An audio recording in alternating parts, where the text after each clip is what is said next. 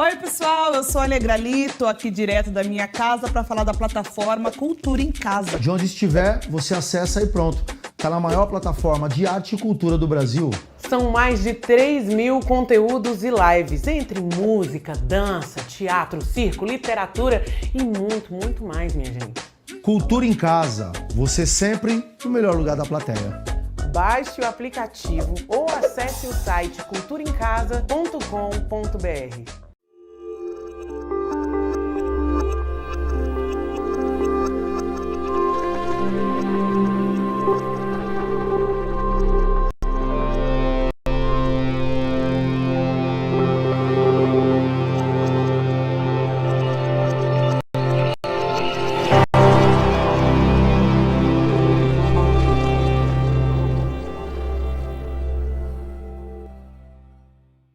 Olá, eu sou Hélio Goldstein e esse é o Papo de Arte, uma série com artistas das mais diferentes áreas, gente que a gente ama mesmo.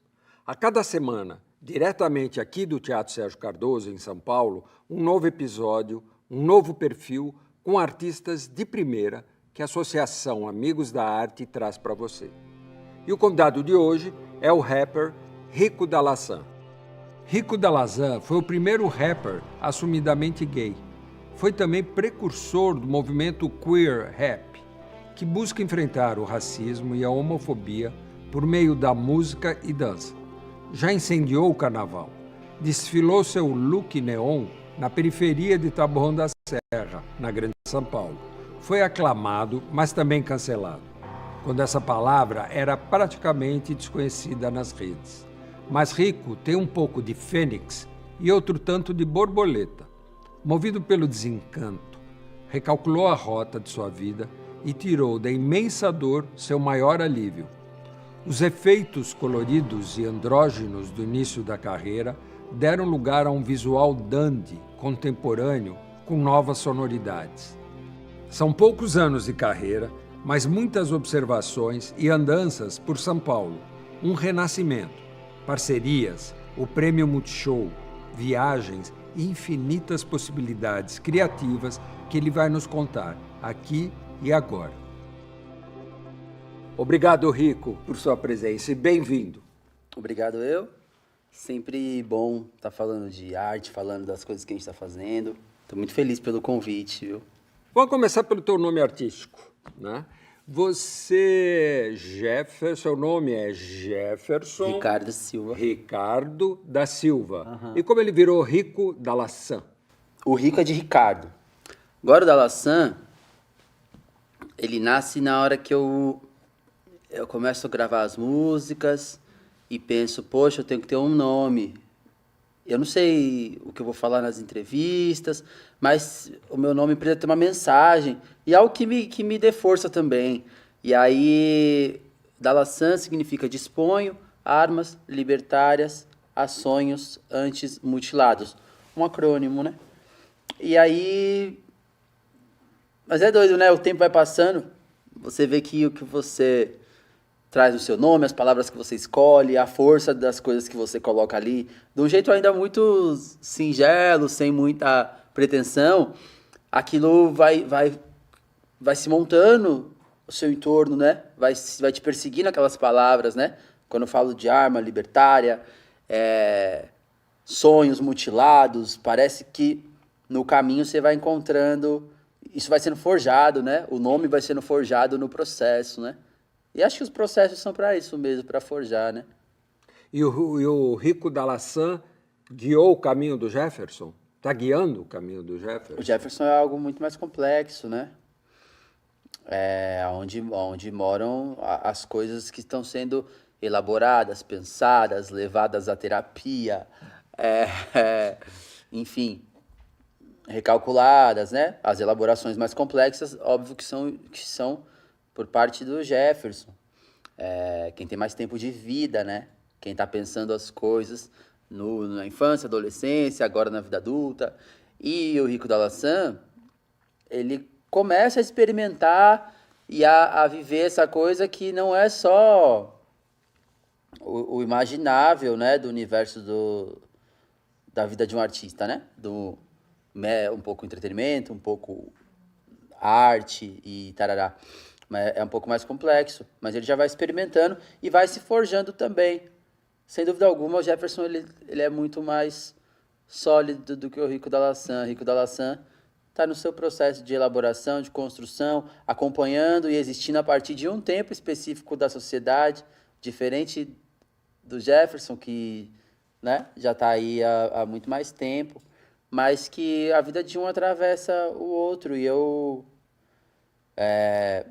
cuidando da cabeça, que eu tento separar as coisas, para que, às vezes você está com uma aflição, olha e fala, mas essa aflição aqui não é exatamente minha, ela é de uma jornada específica. E aquilo, não tem que levar aquilo para, sabe, para as relações, levar aquilo, enfim. Agora, você é nascido no Taboão da Serra.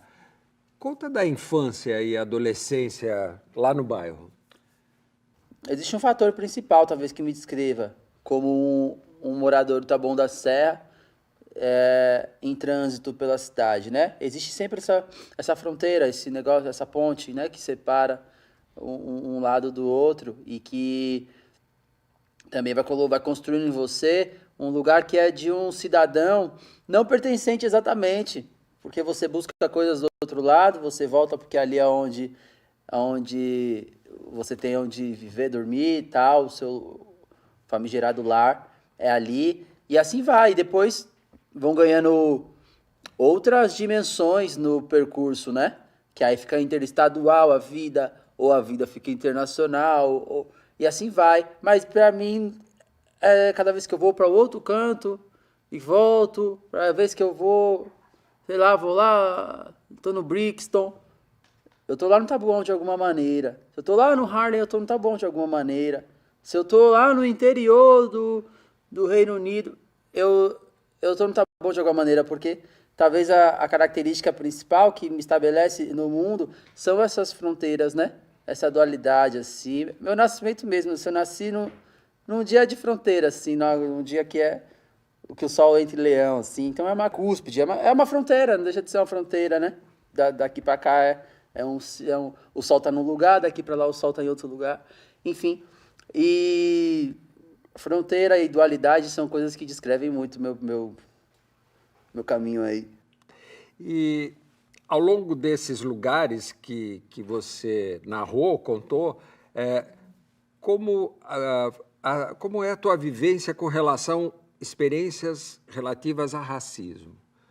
Você, quando está em Taboão ou quando está em outros lugares, como esses lugares repercutem quando o tema é racismo? Eu acho que em qualquer lugar do território brasileiro, e sobretudo na perspectiva continental aqui do sul da América, vale muito a gente entender nossos processos históricos, sobretudo, né? Entender a gente aqui como remanescente, diáspora, um desdobramento de África no globo. E, historicamente, o processo colonial ele vai se atualizando e se sofisticando e diariamente você vive as coisas diariamente, não só no que acontece de maneira estrutural e direta, lançada a você, mas que está ali, sei lá.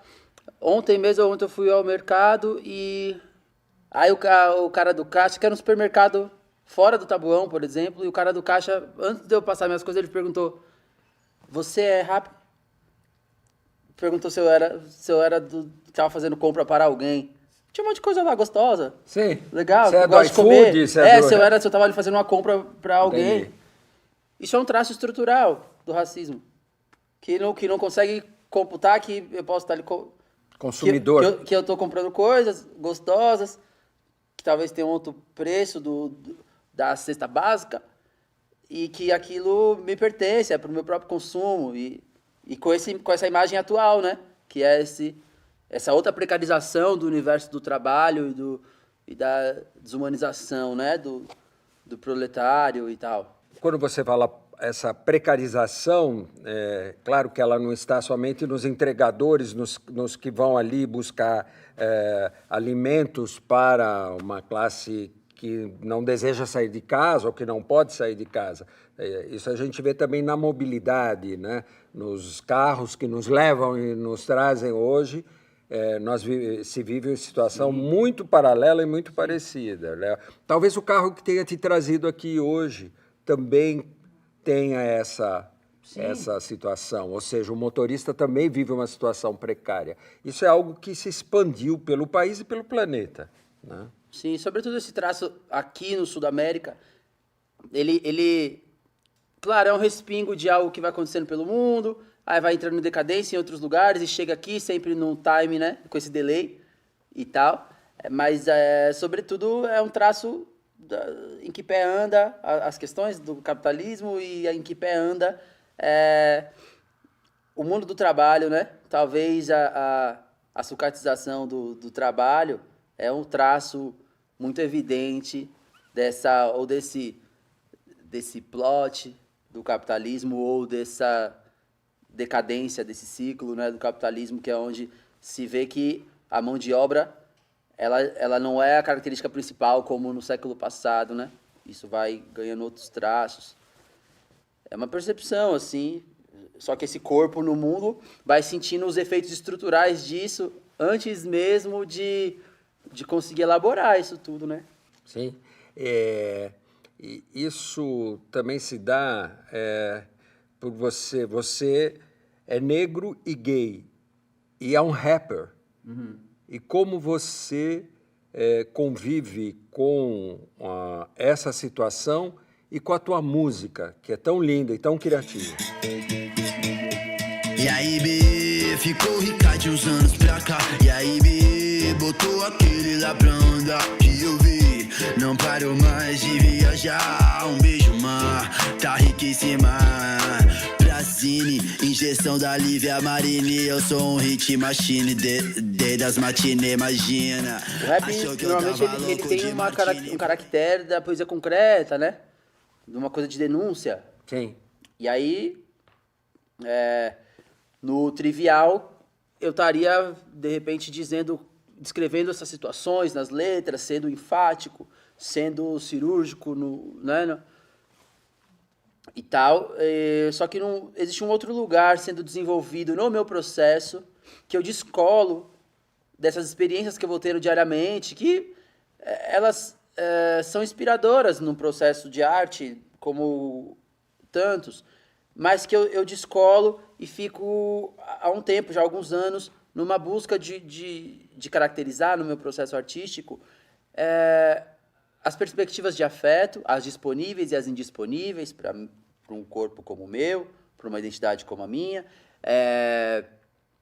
as questões dessa dualidade que eu vou chamar de dor e alívio, né, para poder caracterizar a coisa, e aí eu vou desdobrando para um lugar, o máximo que eu consigo chegar de subjetivo, para que o poema ele consiga acessar lugares que, inclusive, são negados a corpos como o meu nessa percepção.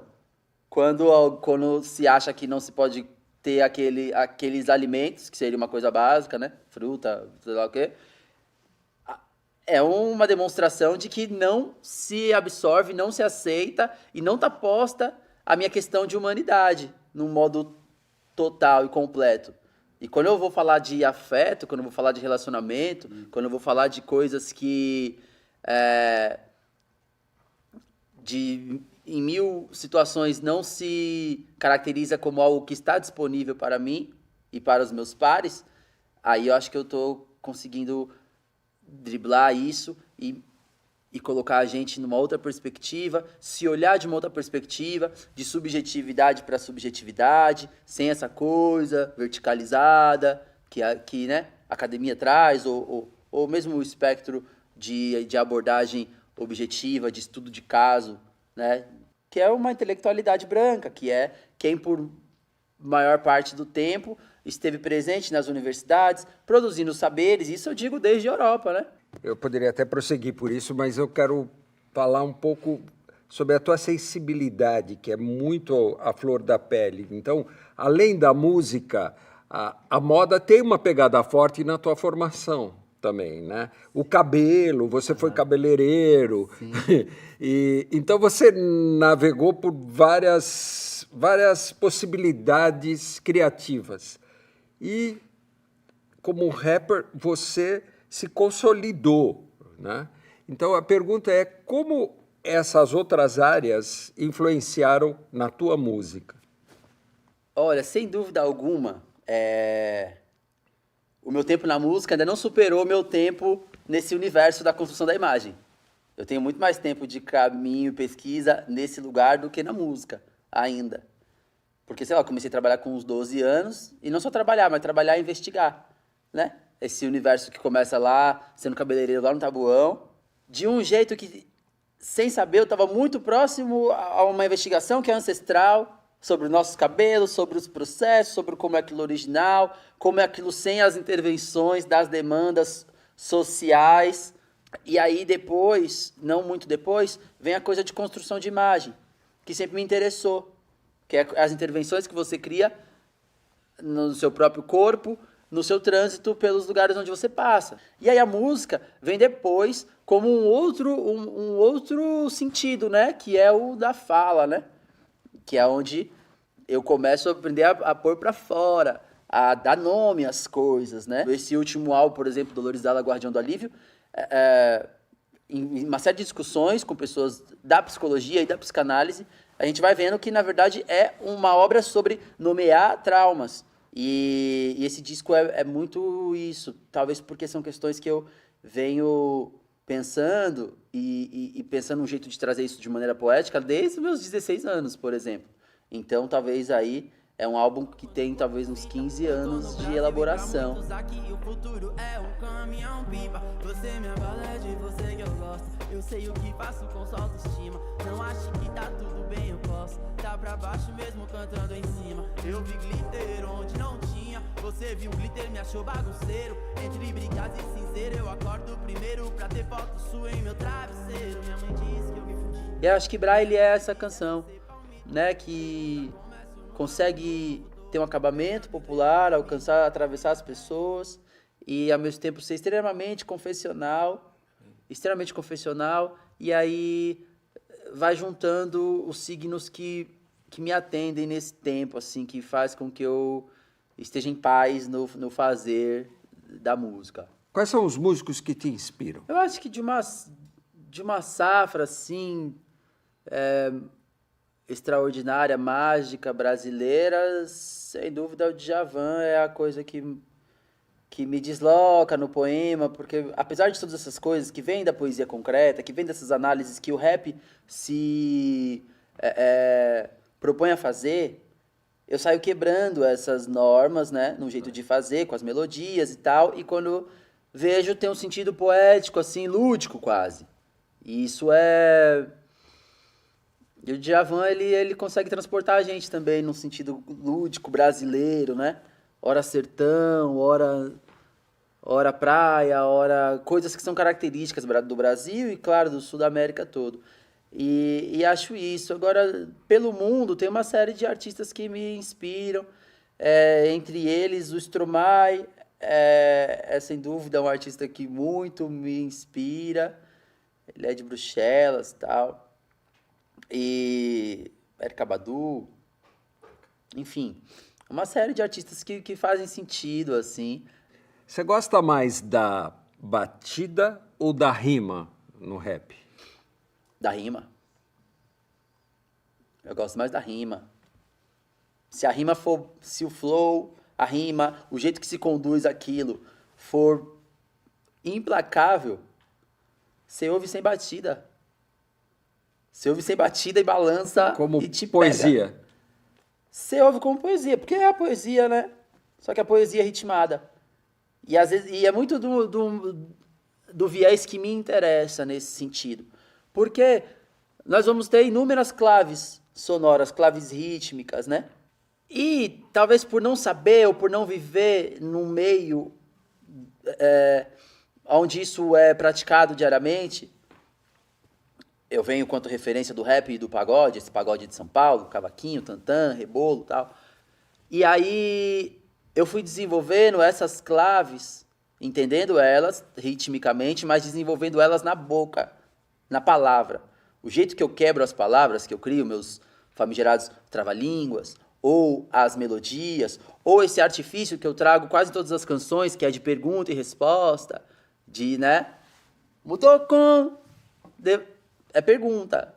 E aí eu respondo. Todas essas coisas, elas são características de algumas claves que me interessam na música afrodiaspórica no mundo, né? E aí acho que... Por isso que eu digo que a rima... Às vezes o cara, quando você vê, ele tá fazendo ali um grande samba de roda, um grande... Sabe, ele tá fazendo alguma coisa, um maracatu, só que só na palavra. Que é a cultura do repente, por exemplo, né? Que ele vem ali, quando você vê, ele tá assim... E pronto. Bom, mas você circula por São Paulo usando transporte público e caminhando. Você é um andarilho, um voyeur da cidade. O que representa para você a ocupação do espaço público para o cidadão? Porque você é um cara que ocupa o espaço público. Sim. Estava pensando isso. Esses dias eu estava no Rio de Janeiro, no Parque Guinle. Curiosíssimo. Eu achei lindo. Curiosíssimo por entender, né? O Rio de Janeiro, o Brasil, sobretudo. É um lugar específico do Brasil. Aqui. Bem específico. E, contudo, né? O momento onde aquilo foi construído, aquela coisa, Carlos Lacerda e tarará, modernismo e tal. Mas aí você pensa de que modo a cidade está para o cidadão, né? Naquele molde ali, a cidade está para o cidadão como o 2, o 18, um bairro de Paris, assim, né? Dessa maneira que está, assim. Só que a gente, entendendo o Brasil, a cidade, a construção das cidades, o modelo, né, de urbanismo, faz a cidade a cada momento estar menos disponível para o cidadão, seja as calçadas, a praça, o largo. E o processo de ocupar, que na minha cabeça é algo ancestral, de ocupar, de abrir a roda. Você precisa de espaço para abrir uma roda, todo mundo de mão dada, para seja lá o que for, o largo, né? Essa coisa da festa, de largo. É algo que a cada momento vai sendo reduzido, né? Na especulação imobiliária, no avanço das grandes cidades. E aí vai fazendo com que a gente, nós humanos, que já estamos descolados da natureza, a gente se descole também dessa cidade que a gente transita. De modo que a gente vai transitando, mas já descolados. Parece que a gente se conecta quando a gente sobe ao 8º andar, ao 6º andar, ao andar que se mora, que se trabalha e tudo mais. E aí vai se descolando e quando vê, não tem aquela coisa de você vai, vou andar 1,5 km até ali, ou vou fazer tudo a pé até o tal lugar, ou vou descer, eu pego um ônibus, eu desço numa parte, outra parte eu ando. Tudo isso, para além das ideias de administração de tempo, da vida que vai parecendo curta dentro das atividades do dia, mas essas coisas que vão se tornando indisponíveis e a gente não vai percebendo. Como é a tua relação com as redes sociais atualmente? Não é meu trabalho. Eu não tento caracterizar meu trabalho como algo que vive da rede social. Eu não trato aquele lugar como um lugar de produção de conteúdo exatamente, para que isso multiplique minha imagem e me volte trabalhos. Eu vou fazendo os trabalhos, faço as músicas, eu componho para mim, para outros artistas, eu escrevo.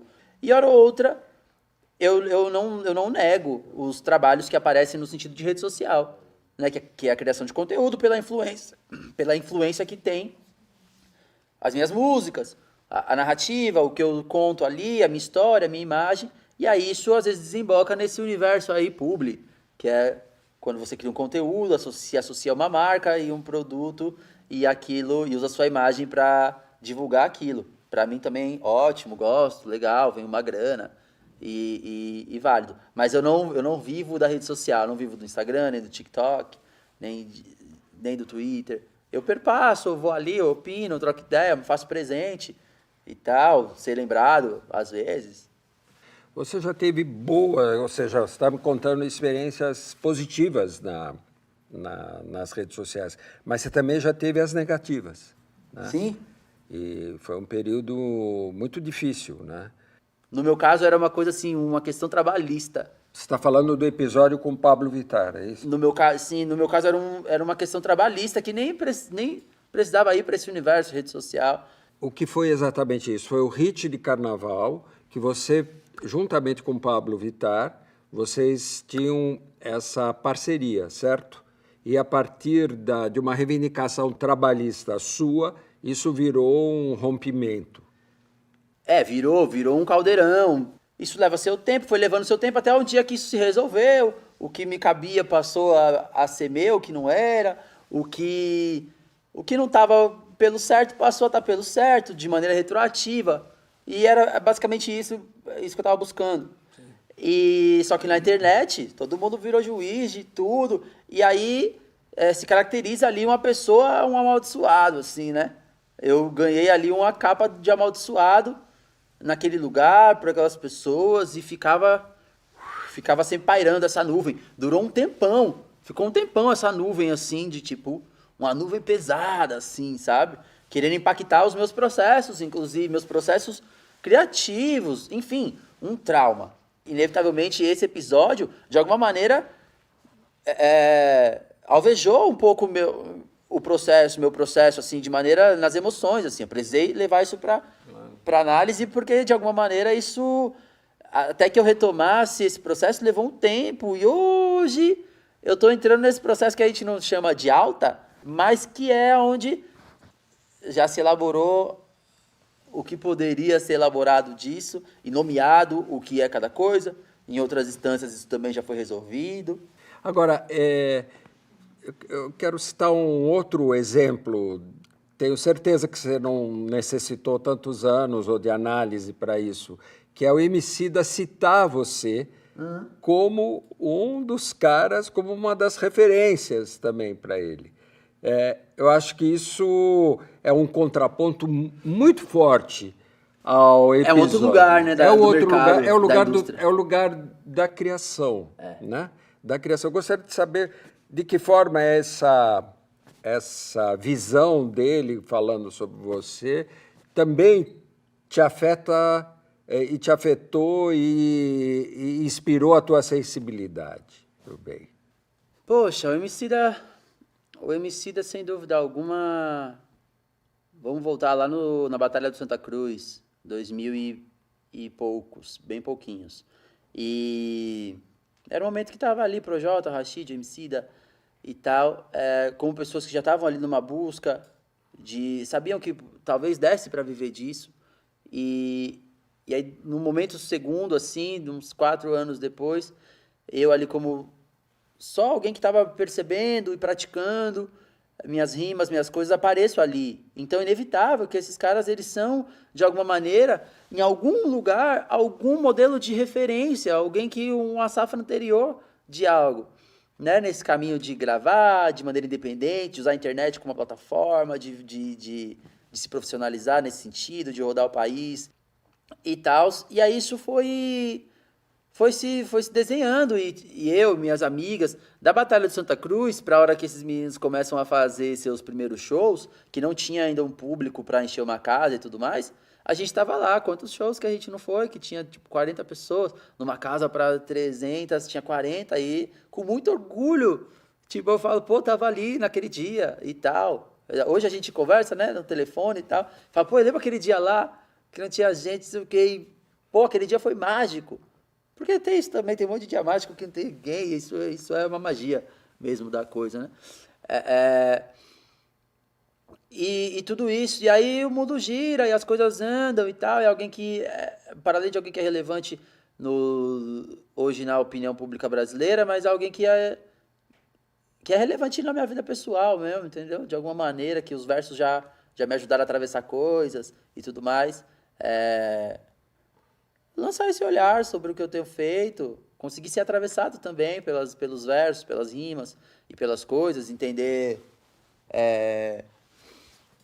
que é uma colaboração que a gente começa ali no rap, mas no fim é uma colaboração no traço cultural desse instante, né? Na sociedade, se você for falar desse momento, dos últimos 5 anos, dos últimos 6 anos, de um Brasil jovem, de uma expectativa de futuro em vários setores, nossos nomes estarão lá, como pessoas que estão elaborando alguma coisa, estão devolvendo à sociedade, à cultura, de alguma maneira, a síntese pessoal desse momento. E para mim é muito especial, muitíssimo especial, assim, tipo, porra, da hora. Quem são teus aliados nesse time, na escrita? Na escrita. Ou seja, que livros te inspiram, que poetas te inspiram, que letras também te inspiram, além do Djavan, que você já citou. Sim. Mas, assim, quais livros são teus aliados? Quem são teus aliados na escrita, seja lá? Olha, uma outra coisa muito curiosa do meu processo é quando a literatura passou a fazer parte da minha vida. Eu frequentei a escola, li todos os livros que estavam ali na lista dos vestibulares públicos que precisava para que eu pudesse prestar o vestibular e tudo mais. E tudo foi fazendo algum sentido, mas eu não tinha o gosto, o tino pela leitura. E aí eu tinha uma quantidade de livros. A maior parte da minha biblioteca são livros de imagem. De imagem, essa coisa do Emanuel Araújo, essa coisa do Rubem Valentim. E a imagem, e a partir dali eu fui criando uma conexão com a ancestralidade, com o Brasil de outro tempo, e assim vai. E aí, entendendo o universo, lutas brasileiras, essa coisa que você aprende ali no primeiro espaço, de uma maneira muito velada, da história, da geografia brasileira ali, dos estudos sociais, da escola, mas a partir daí eu fui para Marighella, aí fiquei no Marighella um tempão e tal, aí vem os Malê, né, Marim e tal, e aí entendendo, a influência árabe, Malê, num processo, né, da Bahia, e que é um processo do Brasil, um negro que não necessariamente é Nagô. Você está falando da revolta dos Malê. Isso, um negro que não necessariamente é Nagô, mas que ele pode ser tuareg, de um lugar mais ao norte da África. E aí eu fui me reconectando no sentido diaspórico.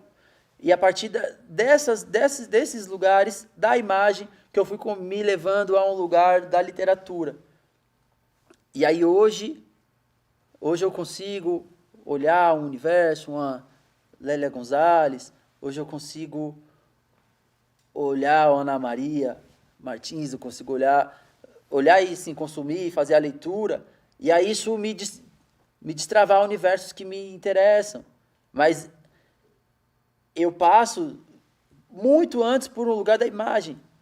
Sempre as gravuras, as imagens de moda, os livros de imagem, sempre eles me pegaram e foram construindo coisas. Talvez por isso seja muito mais lúdico o meu repertório e o jeito que eu tento trazer as imagens, do que, de fato, eu te trazer aqui histórias do povo brasileiro, o Darcy Ribeiro.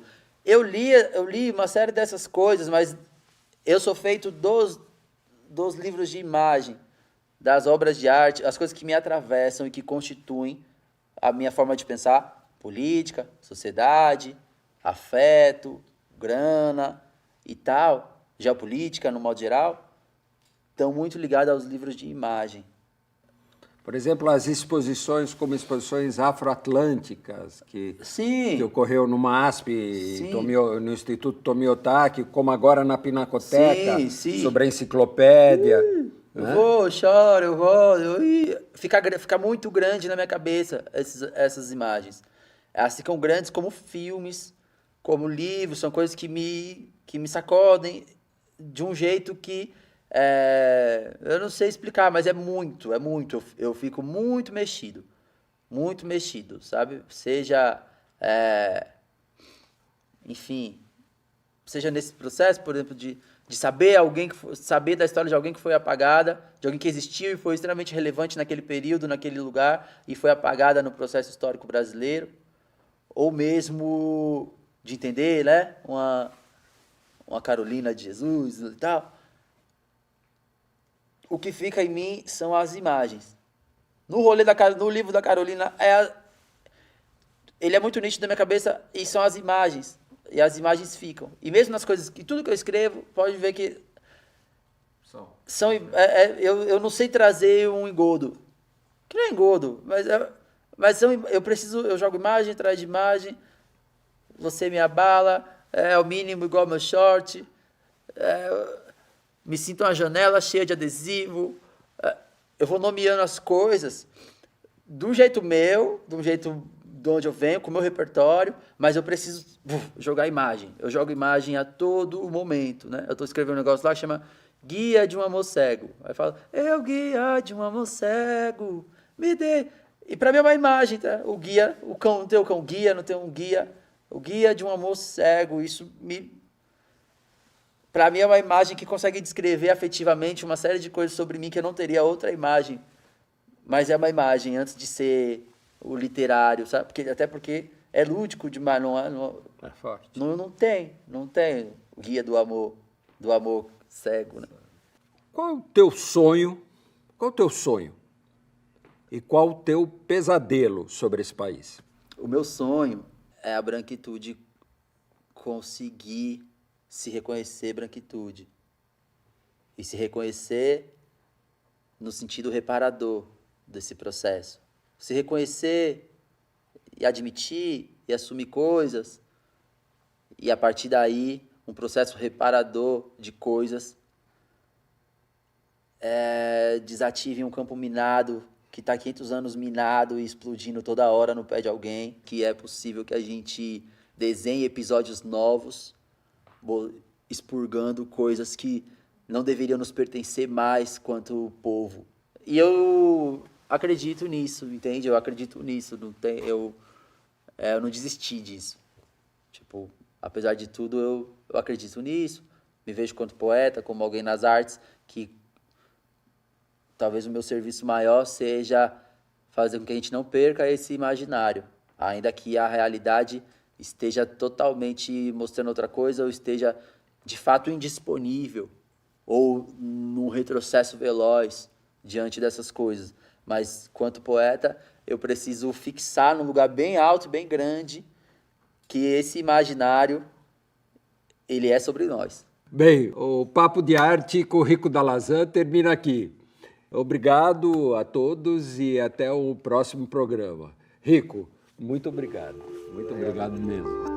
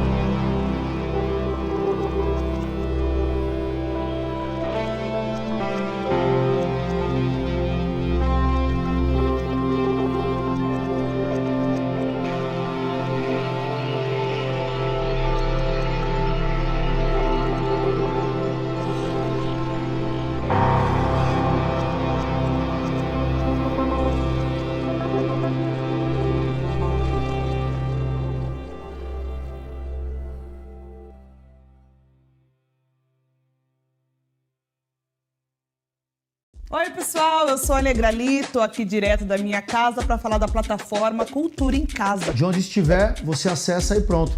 Tá na maior plataforma de arte e cultura do Brasil. São mais de 3.000 conteúdos e lives, entre música, dança, teatro, circo, literatura e muito, muito mais, minha gente. Cultura em Casa. Você sempre no melhor lugar da plateia. Baixe o aplicativo ou acesse o site culturaemcasa.com.br.